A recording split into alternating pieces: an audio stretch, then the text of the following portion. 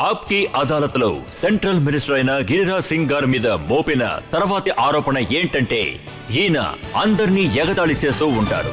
మీరు లాలూ యాదవ్ గురించి చాలా ఈజీగా చెప్పేశారు. అంటే ఒకరోజు ఖచ్చితంగా వస్తుంది, మీరు కూడా కలర్ కలర్ టోపీలు పెట్టుకుని వీధిలో డాన్స్ చేస్తానని చెప్పారు. నిజానికి చెప్పాలంటే వీళ్ళందరూ ద్రోహులే. నేను వీళ్ళని తిట్టేటప్పుడు, తర్వాత వాళ్ళు దర్గాకి వెళ్ళేటప్పుడు ఎలా డ్రెస్ చేసుకుని వెళతారంటే ఈరాన్ నుంచి ఒక షేక్ వచ్చినట్లుగా అటువంటి డ్రెస్ వేసుకుని వెళుతున్నారు. నాకు నా మతం మీద నమ్మకం ఉంది, మిగతా మతాలకు కూడా మేము మర్యాద ఇస్తున్నాం, దాని గురించి ఎగతాళి చెయ్యం. లాలూజీ ఏం చెప్పారంటే ఓటు కోసం నాటకం ఆడుతున్నారని. దీనికోసం ఇదంతా నేను చెప్తున్నాను. కానీ దీని ద్వారా సమాజంలో ఒక భయం వస్తుందని మీరు అనుకోలేదా? మీరు ఏమంటున్నారంటే టెహరాన్లో ఉన్నట్టుగా తల మీద బుట్ట పెట్టుకుని వెళ్ళాలంటున్నారు. అవును సార్, నేను చెప్పిందంతా నిజమే. అందరూ వాళ్ల యొక్క మతానికి మర్యాద ఇవ్వాలి, మిగతా మతాలను కూడా మర్యాద ఇవ్వాలి. ఇదే న్యాయం. కాని ఇది ఎటువంటి ధర్మం? మనం ఓటు కోసం ఊరికే నటిస్తున్నాం. నిజమైన విషయం వచ్చినప్పుడు మీరు వాళ్లతో నుంచుంటున్నారా? అప్పుడు నసురుల్లా కోసం ఊర్లో గోలగోల చేశారు. నేను దానికోసం జస్టిఫై చేయనా? ఇది ఏ విధంగా న్యాయం? వీళ్ళు ఇటువంటి మనుషులే. గిరిరాజ్ గారు, అందుకే ప్రజలు అడుగుతున్నారు, ఎవరు ఏం తినాలి, ఎవరు ఏ డ్రెస్ వేసుకోవాలని గవర్నమెంటే నిర్ణయిస్తుందా? నేను ప్రభుత్వం గురించి మాట్లాడతలేదు. గిరిరాజు ఒక సెంట్రల్ గవర్నమెంట్ మినిస్టర్ మాత్రం కాదు, నేను ఒక మనిషి కూడా. నేను ఒక సనాతన కూడా. అది నాకు ఒక గొప్ప. నేను సనాతనుడని చెప్పుకుంటానికి గొప్ప. నేను పుట్టింది ఒక హిందూగా, పెరిగింది ఒక హిందూగా. పార్టీలో చేరిన తర్వాతే నేను కార్యకర్త అయ్యాను. ఎమ్మెల్యే, ఎంపీ అంతా తర్వాతే అయ్యాను, మినిస్టర్ అంతా తర్వాతే అయ్యాను. ఒక విషయం ఖచ్చితంగా చెప్తున్నా, నేను ప్రతీదీ వదిలేయగలను. ఇలా చూసుకున్నారంటే నా ఒంట్లో ఆఖరి బొట్టు రక్తం ఉన్నంత వరకు ఎవరో నన్ను ఏం చేసినా నేను హిందూ ధర్మాన్ని వదిలిపెట్టాను. నేను ఒక హిందూగానే పుట్టాను.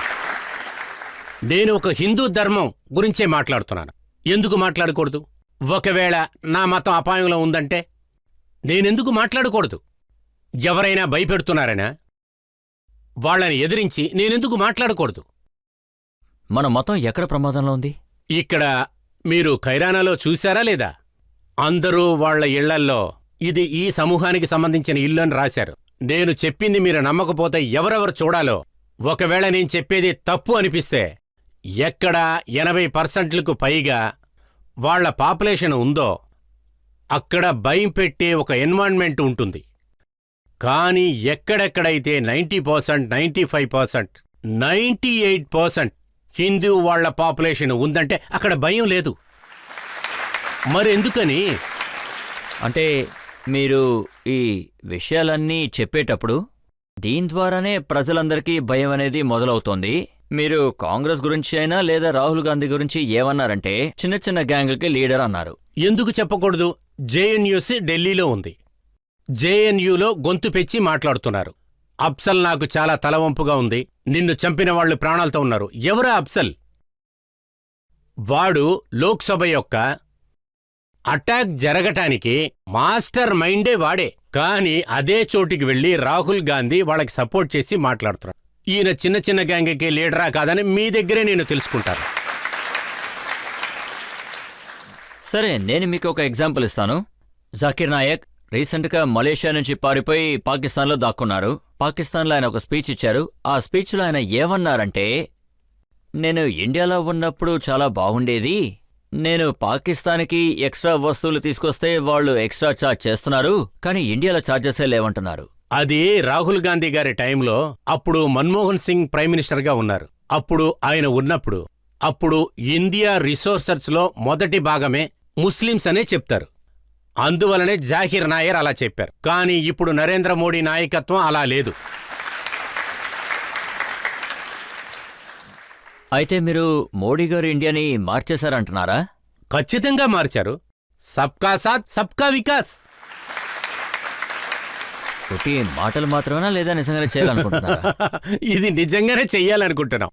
ఇలా చూడండి, మీరే చెప్పండి, గ్యాస్ ఇచ్చేటప్పుడు హిందూ ముస్లింని ఏదైనా భేదం చూశామా? మీరే చెప్పండి.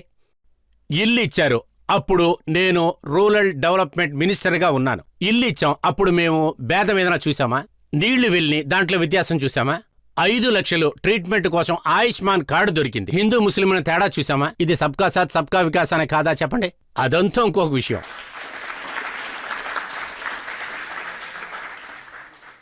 కానీ వాళ్ళేమంటున్నారంటే బుల్డోసర్తో కొట్టేటప్పుడు హిందూ ముస్లింస్ లేదు, ఇది వాళ్ళ ఉద్దేశం. కానీ వాళ్ళు ఏమంటున్నారంటే ఎన్కౌంటర్ చేసేటప్పుడు హిందూ ముస్లిం అని విడదీస్తున్నారు. లేదు, కాదు. ఒకవేళ చంపేవాళ్లు ఉన్నారు, హంతకులు ఉన్నారు, వాళ్లకే కదా శిక్ష దొరుకుతుంది. ఎవరు తప్పు చేస్తున్నారో, ఎవరు చంపుతున్నారో, ఎవరు మర్డర్స్ ఉన్నారో వాళ్లనేగా చంపుతారు, వాళ్ల మీదేగా యాక్షన్ తీసుకుంటారు. యోగీజీ లౌడ్ స్పీకర్ని ఆఫ్ చేయమని చెప్పారంటే మసూదీ నుంచి తీశారు, గుళ్లల్లోంచి కూడా తీశారు. ఇవన్నీ ఎవరి కళ్లకు కనపడతలేదు. నేనేమంటున్నానంటే ఒక చేతిలో ఖురాన్ని పెట్టుకోండి, ఒక చేతిలో విజ్ఞానాన్ని పెట్టుకోండి. మా నాయకుడు ఇదే చెప్తున్నాడు. కాని ఆయన ఏం చెప్తున్నాడంటే పడి ఖురాన్ని చదవండి, తర్వాత టెర్రరిస్టర్ అయిపోండి అని చెప్తున్నాడు. అయితే మీరు ఏం చెప్పదలుచుకున్నారు? అంటే మదర్సా చోట్లలో టెర్రరిజం నేర్పిస్తున్నారానా? ఒక ముఖ్యమైన విషయాన్ని మీరు గుర్తు చేశారు. 1947లో 2-3 వేల దాకా ఇక్కడ ఎన్నో మసీదులుండేవి. ఇవాళ 3 లక్షలకి పైగా అవి ఉన్నాయి. ఈ దేశం బార్డర్లో, నేపాల్ బార్డర్స్లో ఎన్నో ఆక్రమింపు జరిగాయి. అక్కడ రీసెంట్గానే యోగీజీ మదర్సావని సర్వే తీశారు. అందులో ఎంత మదర్సావని ఆక్రమించారో తెలుసా? 500కి పైగా ఆక్రమించటం జరిగింది. సో ఆక్రమించిన మదర్సా నుంచి అక్కడ్నించే బాంబు పేలుస్తున్నారు. గురుక్కల్లో ఎక్కడైనా బాంబు పేలటం మీరు ఎప్పుడైనా విన్నారా? ఏదైనా స్కూల్లో విన్నారా? ఈ మదర్సా, ఈ మసీదులు ఇవే టెర్రరిస్ట్కి పుట్టినిల్లు. అక్కడ మంచి మనుషుల్ని తయారు చేయటం కంటే తప్పైన దారిలో తీసుకెళ్లటమే వాళ్ళకెక్కువ. ఇదే అక్కడ జరుగుతుంది.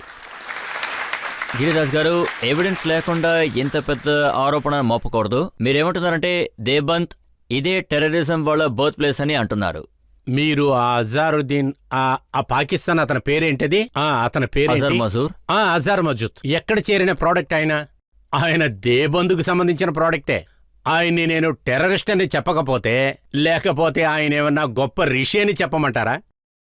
అక్కడ దేబందులో ఎంతోమంది టెర్రరిస్టులు తయారు చేశారు, ఎంతోమంది చనిపోయారు. ఏం చెప్పమంటారు? ఇంకేం చెప్పాలి చెప్పండి?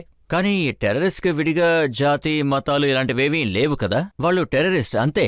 ఇలా చూడండి, మీరు చెప్పేది నేను ఒప్పుకుంటాను. టెర్రరిజం చేయటానికి వాణ్ణి రెచ్చగొట్టేదే వాళ్ల మతానికి సంబంధించిన వాళ్లే. దేశంలో ఇలా జరగటానికి కారణమేంటి? ఇప్పుడు నరేంద్ర మోడీ గారే ఉన్నారు. ఇప్పుడంతా ఇక్కడ బాంబ్లాస్టులు లేవు. కానీ 10 సంవత్సరాల క్రితం ఎన్నో బాంబ్లాస్టులు జరుగుతా ఉన్నాయి. చాలామంది మోడల్స్ని పట్టుకున్నారు. నేను ఇక్కడున్న ముస్లిమ్స్ అందరినీ టెర్రరిస్ట్ అని చెప్పట్లేదు. కానీ టెర్రరిజంలో పట్టుకున్న 99% అందరూ ముస్లిమ్స్లే అని చెప్తున్నారు. ఇది నిజమే కదా, లేదంటారా? కాదు, మీరు చెప్పింది కరెక్టే. ముస్లిమ్స్ అందరూ కూడా టెర్రరిస్టులు కాదు, వాళ్ళల్లో కొంతమంది మాత్రమే. అదే నేను కూడా అదే చెప్తున్నాను. ముస్లింసు టెర్రరిస్టులు కాదు, అందరూ టెర్రరిస్టులు కాదు. ఎవరైతే దొరికారో 99% వాళ్లే. ఈ విషయాన్ని ఇంకేం చెప్పమంటారు? చెప్పండి, మీరే చెప్పండి. మంచి విషయాలు చేసే వాళ్ళని కొంచెమైనా మెచ్చుకోవాలి కదా. నేను వాళ్ళని మెచ్చుకుంటాను. చిన్నోళ్ళో పెద్దోళ్ళో వాళ్ళని నేను మెచ్చుకుంటాను. నేను మంచి వాళ్ళని ఖచ్చితంగా మీ దగ్గరికి పంపిస్తాను. ఖచ్చితంగా పంపించండి, నేను వాళ్ళని గౌరవిస్తాను.